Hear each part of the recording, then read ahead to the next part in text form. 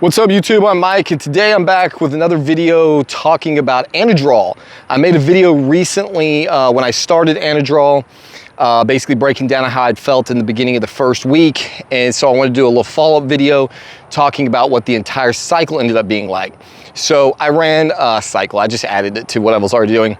I just got through running Anadrol at 50 milligrams a day for 4 weeks, and I had really the biggest reason that I had avoided running this compound in the past is because I'd read so much about Anadrol being terribly toxic, which I thought was weird because it's still FDA approved for a couple of things like Anavar, and so it was weird. I doubted that it was terribly toxic if it's still FDA approved. It's not to say that there are no liver toxic FDA approved drugs, but, you know, it seemed like, okay, FDA approved, I could probably run it 4 weeks without killing myself, right? And so, but because of all the negative talk about it, I was apprehensive about running it. I'm happy to report that I experienced 0 negative side effects from the Anadrol, none. I didn't feel anything even remotely approaching something you would call hepatotoxicity, liver toxicity. When I ran D-ball, I quit running it at the end of the 2-week mark because I felt like shit. I felt bad just in general. I just felt like something was not okay inside of my body. My hands had started itching, my feet were itching. I just didn't like it. And I don't know if that was liver related or what. But so I kind of expected more of that with the Anadrol. My liver does not like 17-alpha alkylated orals, methylated drugs. I can take Anavar at 30 milligrams a day for 6 weeks, and at the end, my AST, ALT levels will be over 200. They will be 4 times the top end of the reference range, which I know that when we're dealing with transient enzyme changes, not really that big of a deal because, it's the enzymes are being elevated by the drug, right? You don't have like some kind of morbid condition. There's nothing wrong with your liver. You're just kind of hammered. It's like you drink alcohol and it hammers your liver a little bit. And so, obviously keeping, these cycles short, there shouldn't be any reason for there to be a problem. But when you see that number 4 times the top of the reference range, it's a little bit disconcerting. So, unfortunately, I have not gotten blood work, and I'm already off the oral, so even if I got it today, it would not accurately reflect what the oral did as far as AST, ALT levels go. But I can definitely report that there was nothing, I did not feel badly at all. I felt quite good, but very different than if I was running one of those other compounds. The primary reason for the difference is, for whatever reason, I mentioned in my previous video, I feel Anavar and T-ball and D-ball psychologically very acutely. Causes me to feel very energetic, very speedy, almost like high anxiety, can't sit still, like it's weird. And it happens on any of those drugs. It's happened from multiple different sources, including pharma grade. So it's just something about those orals, and it causes it to be very addictive to me. Anything that I can feel come on, especially if it gives me any type of euphoria or upbeatness, speediness, aggressiveness, that tends to be very addictive to my personality. The Anadrol was quite the opposite. Like, one of the problems that I had with the Anadrol was that I would forget to take it. Probably because I wasn't really looking forward to it. Like, I never miss a dose of Anavar. Like, every time I take an Anavar, have a Red Bull or something with it, in 45 minutes, I am feeling it. I'm energetic, I'm pumped, I'm ready to go to the gym, I'm ready to conquer the world. And so you think about that. If you have an addictive personality, anything that has that much of an effect is going to engage that addictive quality.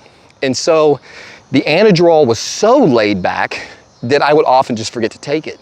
And so that really irritates me because I really get annoyed with people not staying on top of their dosing protocols. But I admit it did happen. So the effects that I did get were a bunch of strength and a bunch of libido.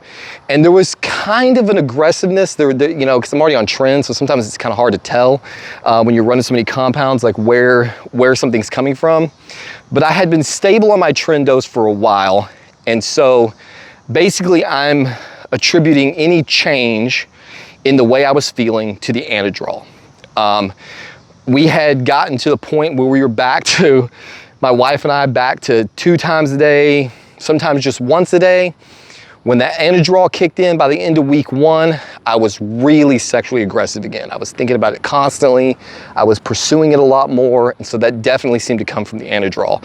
The strength was hard, as I mentioned before, to really test because I wasn't in the gym all the time. The thing that became the most apparent was not the strength that I felt going into it, but the strength that I lost coming out. Like, I didn't realize how much strength it was producing until I got off. And then it was like, holy shit, I'm not anywhere near where I thought I was. I was under the impression that the trend was what was helping me maintain my strength when I was having all these missed gym days. And I think, in fact, it was likely the Anadrol. So the reason I'm saying that this is probably my new favorite oral is because Anadrol seems, for me, to have basically all of the goods and none of the bads. That's what I'm always looking for. How can I get the best of both worlds, or the best world with the least number of side effects? I think it's what we all want, right? So, whereas Anavar makes me feel really good and has a great aesthetic component to it, you're not really gonna grow on it, right? You're not gonna put on a bunch of lean tissue on 30 milligrams of Anavar a day. But with Anadrol, I know that it's a potent muscle builder. So I know I can grow on it. I felt like I looked good on it. It had no negative effect on my aesthetic, although admittedly I was calorie deprived, so it was very lean. So there's strength, there's libido, there's a kind of a cold confidence in your mentality. You can grow on it. It did not cause any negative toxicity related effects. And I just forgot the other one. What was the other one? And so, and it didn't trigger my addictive personality. So I feel like I have a better chance of controlling it, being able to run it for reasonable periods of time and get off and then go on down the road. Someone in the comment section, I should have paid attention to the username, made the comment on my last video that test, tren, and Anadrol are all you need. And I have to agree. At this point, I think that my staple, anytime I'm blasting or trying to push the envelope a little bit, although I don't think I'll be doing it a lot, but I believe that test, tren, and Anadrol is going to be the go-to trio of compounds for me. And I might occasionally swap out the tren for some Primo, just depending on how my health is doing. So definitely a fucking great compound. I really wish that I had tried it earlier. But it is what it is. I keep losing my train of thought walking up and down here. So yeah, so that's where I'm at with the Anadrol. Definitely think that it's gonna be a staple in the majority of my coming cycles. I definitely am gonna be getting blood work done again soon, but at this point, testing to see the effects of the Anadrol right now don't really make a lot of sense. What I really need to see is how long it's gonna take for my cholesterol to try to come back into line. If I'm being honest, there's a huge part of me that doesn't even want to come back to a cruise. I feel like it's a waste. Like, my intention is to drop my testosterone dose to 200 milligrams, which is my prescribed TRT regimen. And then to run the tren at 50 milligrams a week until it's gone, and then maybe swap it out for a tiny bit of Primo. If I do that, I know from history that my cholesterol and all of my biomarkers will return to normal. The problem is that if it takes, say, 4 weeks to 6 weeks for my cholesterol to come back into range, and then let's say I have a maximum of a 14-week, 16-week off period, my cholesterol is only going to be in range for about 10 weeks, Maybe it doesn't go in the toilet immediately when I start blasting again. So it's in the range for 12 weeks, 14 weeks. I just don't know if, like, you know, 10 weeks of good cholesterol and 40 weeks of bad cholesterol, it's almost like, fuck it, you know, just keep running it, and I don't know, you know, accept the consequences, I guess. I told my wife the other day, I was like, man, if I don't get this cholesterol in line, I'm basically killing myself, you know, because I know having massively elevated cholesterol is going to lead to plaque buildup and a heart attack. I know that's what's going to happen if I keep doing it, and I keep doing it. And it's just like, I don't know, maybe I just don't care, but I probably should. So anyway, that's where we're at with the Anadrol. One more thing I want to talk about before I get off this video, for those of you who've been following along with this channel, my wife and I just recently went to Colorado to attempt a tent camping lifestyle. You may have seen one of the videos. This was an idea that my wife primarily had because she really wants me to not go back to work. She wants to just travel for a couple of 2, 3, 4 years, and don't we all, right? And she was looking for the most effective way to do that. And so we tried the tent camping thing, and while it was a lot of fun, there was a lot of success, we ran into some problems. Namely that on one of the days we were out running around, my wife wasn't paying attention and let one of the ratchet straps on the quad get tangled around one of the axles and damn near snapped it about 2 miles up a very mountainous road away from our camp. So that could have been a total disaster. Luckily, the thing limped its way back to the trailer, and it is currently going into the shop to be repaired. When that happened, it caused me to really second guess everything that we've been up to. And I decided that tent camping was just not going to be sustainable for a family of 4 for any real length of time. Like, it was so dirty out there, like, because you never have running water. So it's like, yeah, you know, you have access to a shower, and yeah, you've got water, but it's just like you live in the dirt constantly, you know? You're sleeping in tents, and you're cooking outside, and you're playing outside, and you're bathing outside, and you just never get clean. I swear it took like a week after we got back to get all the dirt and filth off my hands. So I decided that if we're gonna really attempt this, we have to have better facilities than this. I originally tried to get a trailer that just would carry our stuff, our tent camping stuff, but have like a shower and a bathroom in it. I thought if we could at least shower and bathroom inside, maybe that would solve the problem. And then the more we got to looking, we decided that really we just need a travel trailer. So we are about to buy a 31-foot Heartland Torque toy hauler that will haul both of our quads, and it has king size bed for my wife and I, 2 queens for our 2 kids, full kitchen, bathroom. Like, I'll show you videos of it when we get it, or put the floor plan up or something. So in order to do that, we had to sell the other BMW. So we sold my wife's car and got this. That right there is our new 2022 Ford F-250 Lariat, and we got it with the 7.3 liter gas engine. Because I'm not a diesel mechanic and I want to be able to work on it myself, and because diesel fuel is ridiculously expensive right now.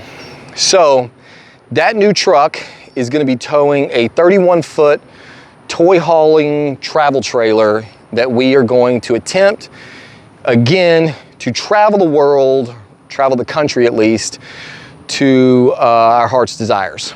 So all of this will be going down very soon, but this should also make it a lot easier for me to maintain the stuff that I really love, which is my bodybuilding and maintaining my physique, because we'll be spending a lot more time in and around cities where I can maintain a gym membership, and or I've got some ideas for getting a workout done with our new rig.